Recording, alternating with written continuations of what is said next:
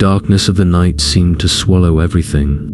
The snow fell incessantly, slowly consuming every street, every building, every person in the city. The white blanket hid everything, erasing every trace and silencing every sound. The only sound in the city was the faint crunch of snow as it hit the ground. It was so quiet that I could hear my own heartbeat with every step. The air was freezing, and when I exhaled, the icy cold disappeared into nothingness. But I wasn't just feeling the cold. I felt something else. Something was watching me. On my way home, I received a message. "Find my son. He's lost in those streets." I didn't even know who had sent it. I immediately tried to check the name of the sender, but my phone suddenly shut down. The screen displayed message failed to send. Outside, there was something strange. Despite the heavy snowfall, something was off. It was as if there was a sound, a scream, or a touch of a ghost calling me. I couldn't resist. I felt I had to go outside. I had to find the lost child. I began walking through the streets, which seemed abandoned, swallowed by the snow. My eyes, straining in the darkness, noticed something moving. But what was it? What was moving? For a moment, I saw a silhouette. It was distant, a shadow in the dark. I started to feel afraid. My steps quickened, but whatever it was getting faster too. The further I went, the more unsettled I became. It felt like I was getting lost in the snow. Everything in front of me was becoming blurry. My eyes couldn't make out anything clearly. But still, that presence was there. I quickened my pace, but with each step, that silhouette got closer. I squinted and looked at it, but it had vanished. Suddenly, everything went quiet. I could hear nothing except the sound of the snow. At that moment, a feeling surged within me. Something was watching me. I could feel it. The dark, cold streets were intoxicating me. I was following something, but I didn't know what. The more my fear increased, the faster my steps turned into a full sprint. I was so panicked that I began running toward a streetlight. But with every step, that silhouette drew nearer. The thing that was following me was taking another step closer. I kept running, but suddenly, a building appeared in front of me. An abandoned building. The door was slightly ajar. My eyes scanned everything in the dark. I felt I had to go in. When I pushed the door open, the cold air inside burned my lungs. As the door closed behind me, I could feel that something was watching me, but there was no one there. The inside of the building was completely dark. An eerie silence hung in the air. I took a step, and at that moment, I began hearing sounds. I heard someone's footsteps. They were moving away from me, but I started to follow those steps. Suddenly, a hand touched my shoulder.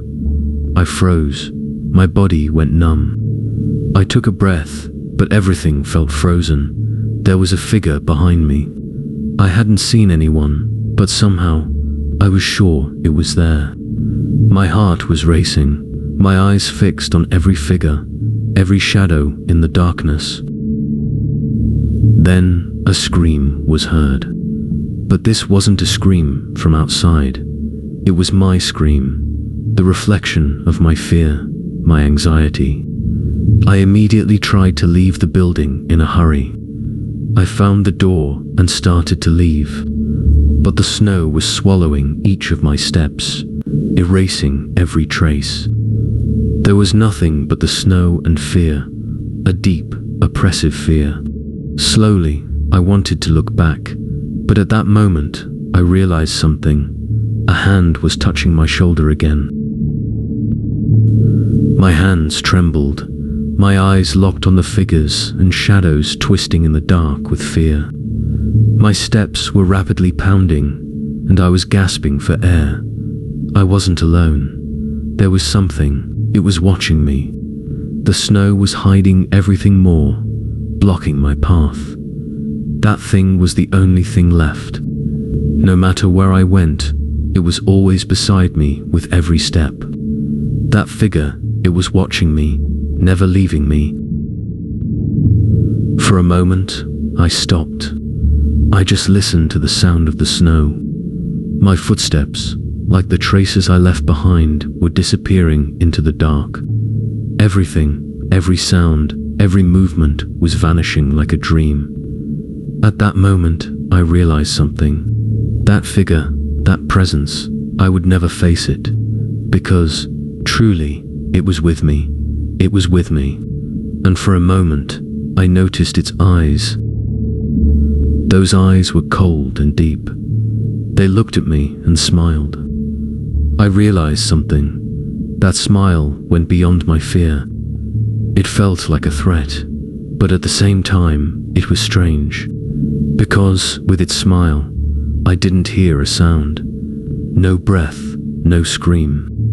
There was only a void that one had to fall into. Every time the figure moved, it was like the snow was melting.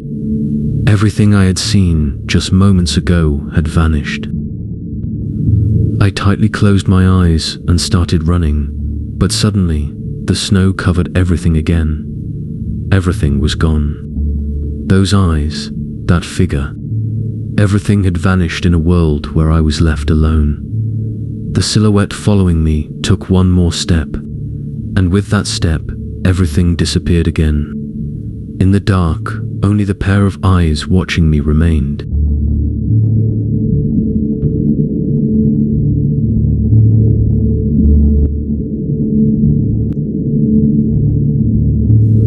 Winter had wrapped our town in a white blanket. The snowfall was so heavy and relentless that the town had almost completely fallen into silence. According to the weather reports, one of the fiercest snowstorms of the year was approaching. People had flocked to markets, preparing to spend a few days indoors. But that day, staying in that silence was unfortunately not an option. A phone call from my childhood friend Ethan changed everything. Ethan called me early in the morning, saying he had to go to his father's old mountain cabin. His voice was trembling on the phone. "I know you don't want to come, but I don't want to go alone. Please," he said, and I realized how serious the situation was. The cabin was a few miles outside of town, in a wooded and remote area. Making such a trip in weather like this was truly risky. But Ethan's urgency made me uneasy. "What exactly happened?" I asked, and there was a pause. Then, in a voice barely above a whisper, he said, "There's something there. You need to see it." In the afternoon, Ethan picked me up in his car. The snow had reached knee height. The road was like a sheet of ice, and the tires kept slipping. As we drove, Ethan started explaining the situation in detail. He had gone to the cabin last week to spend a few nights. At first, everything seemed normal, but on the second night, in the dark, he saw a strange figure near the well. "What did you see?" I asked. "I'm not exactly sure," he said, "but it looked human. Or maybe it didn't. Its movements were so strange, like it was being blown by the wind." His words unsettled me. Still, I thought he was exaggerating. In the woods at night, light and shadows can easily play tricks on your eyes. But the seriousness in his voice made me realize I shouldn't dismiss it entirely. By the time we arrived at the cabin, it was almost dark. The building was buried under heavy snow, with icicles hanging eerily from the roof. When we opened the door, a surprisingly warm air greeted us. It was clear Ethan had prepared the stove last week, but there was something off about the place. It felt cold and abandoned, as if it hadn't been used in years. After unpacking our things, We tried to rest for a bit, but Ethan kept looking out the window as if he was waiting for something. "We'll have to go out tonight," he said after a while. "Why?" I asked. "I need to check around the well with a flashlight. I have to see those tracks again." I thought the idea was ridiculous, but I couldn't leave him to do it alone. "All right," I said, "but it's going to be quick. The weather's getting worse." Around 11 p.m., we grabbed our flashlights and stepped outside. The cold was much harsher than it felt inside. The moonlight reflected off the snow, making everything shimmer, but it all felt eerily still, like a frozen scene in a painting. Even the forest was silent, no animals, no birds, not even the howl of a wolf, just a strange, muffled quiet beneath the snow. When we reached the well, we saw tracks in the snow. Ethan had been right. They looked like human footprints, but were far from normal. The prints were long and pointed, almost claw-like. I aimed my flashlight down the well. The water at the bottom was frozen, but a thin mist was rising from the surface. I knew that wasn't normal. Ethan must have realized it too, because he turned to me with a worried look. "Do you hear that?" he whispered. At first I heard nothing, but after a moment, a faint echo reached my ears. It was coming from the depths of the well, a soft sound, like breathing or a distant moan. "Maybe it's just an animal," I whispered back, but deep down, I knew it wasn't. Ethan moved closer to the edge of the well. Just as I was about to tell him to step back, I caught movement in the snow behind us. I turned quickly. At the edge of the forest, standing in the snow, was a figure. This thing looked human, but its body was distorted in strange ways. Its neck was long, its arms almost dragged on the ground, and its movements were like a leaf caught in the wind. When I pointed it out to Ethan, the figure darted away into the darkness. "Did you see it?" I shouted. ... "That's it. That's the one," Ethan whispered, his voice trembling with fear. We bolted back to the cabin. Behind us, I could hear the crunching of snow and see the shadows of more figures gliding across the ground. They were silent, terrifyingly silent, as they closed in on us. We reached the cabin, slammed the door shut, and locked it. Looking out the window, I saw the shadows circling the cabin, but their movements were vague, like smoke or flickering shadows. We spent the night trapped in the cabin. Outside, there were constant noises, taps on the walls, whispers passing along the edges. It felt like they were trying to drive us mad. Ethan kept praying, while I desperately tried to figure out what to do. At dawn, the sounds stopped. That morning, we left the cabin without gathering our belongings. Outside, there were no tracks, no signs of what had happened. The only evidence of that night was in our minds. Ethan never returned to the cabin. Neither did I. But since that day, every time it snows, I hear that silence again. And sometimes, faint whispers mingling with the sound of the wind.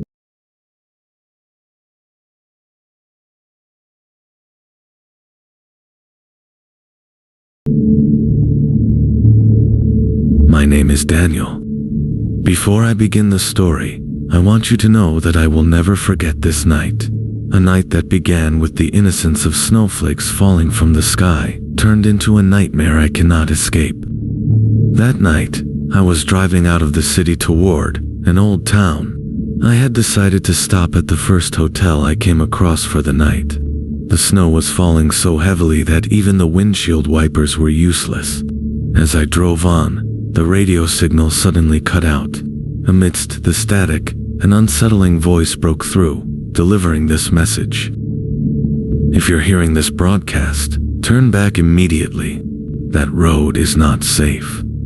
I paused for a moment, but turning back, it was midnight, and the snow had already covered the roads. I had no choice but to keep going. A few kilometers later, I noticed what seemed to be an abandoned motel by the side of the road. Its lights glowed a dim orange, and the sign, half broken, swayed in the wind. It read, Haven Motel. I parked my car and went inside. There was no one at the reception desk. I rang the bell, but there was no response. Just as I was about to give up, I heard the creak of a door behind me. I turned to see an old man standing there, holding a dusty ledger. His eyes were sunken, his voice hoarse. Your room is ready, he said, as if he had been expecting me. A sense of unease crept over me, but the snowstorm outside left me with little choice. Dismissing my apprehension as exhaustion, I took the key and went up to my room. The room was small but clean, an old-fashioned bed, a broken desk lamp, and a curtain that revealed the endless white expanse outside the window. I collapsed onto the bed, but the unease lingered. Still, the fatigue of a long journey overcame me, and I drifted off. I don't know how long I slept, but a sound woke me up. I could swear someone was whispering under the crack of my door. My heart pounded in my chest. At first, I was too scared to move. Then, summoning all my courage, I approached the door. Who's there? I asked. No response. I cracked the door open and peeked into the corridor. It was empty, just old wallpaper peeling from the walls and a dim light casting long shadows. But as I was about to close the door, I noticed someone standing at the end of the hallway. Their back was turned to me, but they were swaying back and forth ever so slightly.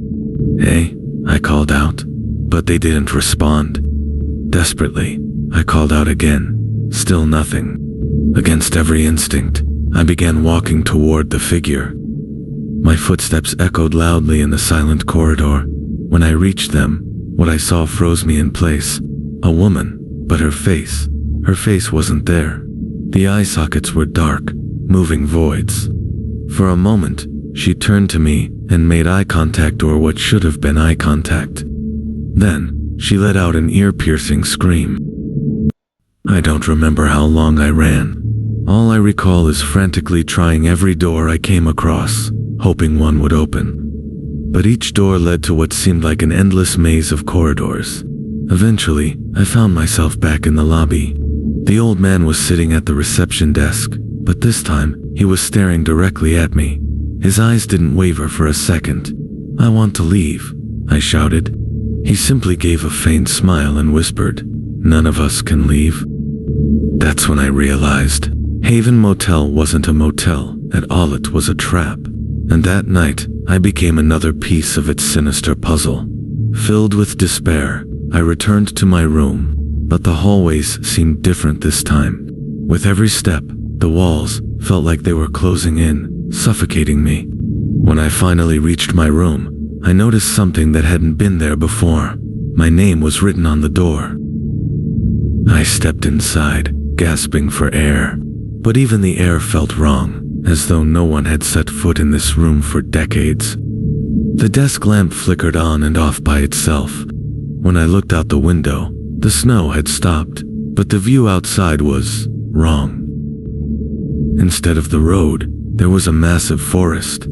Among the trees, I heard the same faint whispering again, and that's when it hit me. Haven Motel wasn't just a trap, it was a prison. A prison for lost souls, caught in an endless loop.